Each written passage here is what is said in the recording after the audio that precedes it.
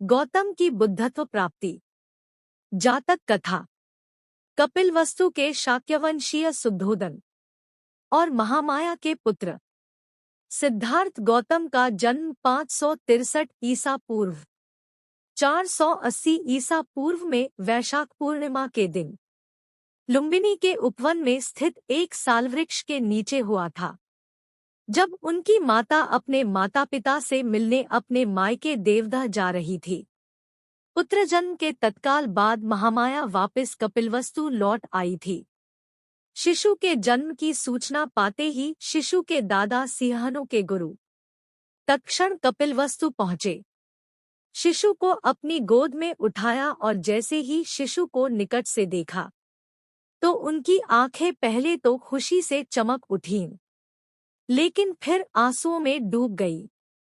गुरु तत्क्षण ने कहा, किंतु दुख इस बात का है कि शिशु की बुद्धत्व प्राप्ति तक मैं जीवित नहीं रह सकूंगा।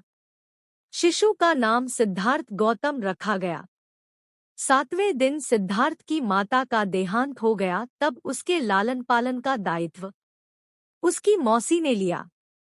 वह भी शुद्धोदन की एक पत्नी थी और उनका विवाह भी शुद्धोदन के साथ उसी दिन हुआ था जिस दिन महामाया का 16 वर्ष की अवस्था में सुदबुद्ध की कुमारी बिंबा सिद्धार्थ गौतम की प्रमुख रानी बनी थी, जो बाद में राहुल माता के नाम से बौद्ध साहित्य में विख्यात है और यशोधरा नाम से भी जानी जाती है।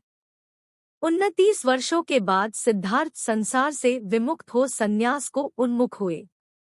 उन्होंने एक बार एक रोगी को देखा और अनुभव किया कि हर कोई जो पैदा होता है रोग और व्याधि से पीड़ित भी होता रहता है। फिर उन्होंने किसी वृद्ध को देखा। इससे उन्हें यह विदित हुआ कि हर कोई जो जन्म लेता है कालांतर में वृद्ध भी होता है और उसके हाथ पैर शिथिल और जर्जर हो जाते हैं। फिर जब उन्होंने एक मृत को देखा तो यह ज्ञान पाया कि हर कोई जो जन्म लेता है एक दिन मृत हो अपने संसार और नश्वर शरीर को भी छोड़ जाता है। तब सारे सुख सुविधाओं और वैभव की वस्तुएं निरर्थक हो जाती है। संसार सारहीन है। वैभव का त्याग कर सत्य के अन्वेषण में उन्होंने संसारिकता का परित्याग कर संन्यास वरण कर गृहत्याग किया। शाक्य, कोली और मल्ल राज्यों को पार कर सन्यासी के रूप में वे राजगीर आदि स्थानों पर भटकने लगे। इसी क्रम में उन्होंने अकार ककाम और उद्धकराम पुत्र को अपना गुरु बनाया, किंतु उनके दर्शन व विचार से वे संतुष्ट नहीं हुए। फिर में वे उरुवेका के सेनानीगाम पहुंचे और 6 वर्ष तक 5 भिक्षुओं के सहचर्य में कठिन तपस्या की। कठिन चरम तप 2 मार्ग की अनुपभुक्तता जान वे साधारण भोजन ग्रहण करने को प्रेरित हुए, जिससे खिन्न हो उनके 5 भिक्षुमित्र उनका साथ छोड़ सारनाथ के इसिपत मिगदात को प्रस्थान कर गए। सिद्धार्थ की साधारण भोजन ग्रहण करने की इच्छा सुजाता नाम की एक कन्या ने सोने की कटोरी में खीर अर्पित कर पूरी की। वह दिन वैशाख पूर्णिमा का था। गौतम ने निर्जरा नदी में स्नान कर खीर खाई। फिर सारा दिन साल उपवन में व्यतीत कर शाम को वे पीपल के एक पेड़ के नीचे जा बैठे। तप में लीन गौतम ने संबोधि की प्राप्ति की, ज्ञान जिससे वे बुद्ध बने। परिच्छ समुप्पाद के सिद्धांत का सुखद मनन उन्होंने प्रथम 7 दिनों तक उसी बोधिवृक्ष के नीचे बैठे किया। उसके बाद उन्होंने अजपाल निग्रोध वृक्ष के नीचे बिताया, जहां उनकी भेंट एक घमंडी ब्राह्मण से हुई थी और जहां उन्होंने मार की तीनों अवस्था तृष्णा, अर्ति और क्रोध को हराया। उसके बाद वे राजायतन पेड़ के नीचे बैठे रहे, जहां उन्होंने तपुस और भल्लिक को बिना देखे सुने ही अपना अनुयायी बनाया।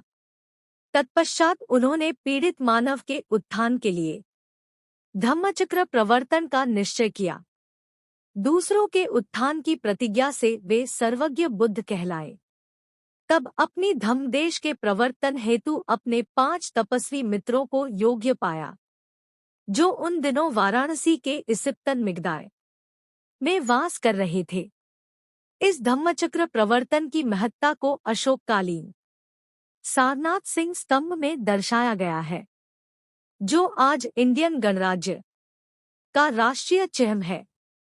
4 मुख वाला वह सिंहस्तंभ बुद्ध के धम्मदेश का सिंहनाद आज भी हर दिशा में गुंजता प्रतीत होता है।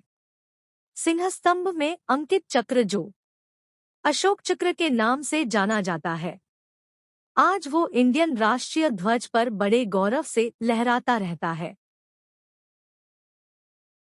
आपको हमारी वीडियो पसंद आती है तो लाइक जरूर करें और चैनल को सब्सक्राइब करें। वीडियो की लिंक को अपने दोस्तों में शेयर जरूर करें। हम आपके लिए पूरी सीरीज लेकर आ रहे हैं। भगवान बुद्ध आपके जीवन में खुशियां भर दे।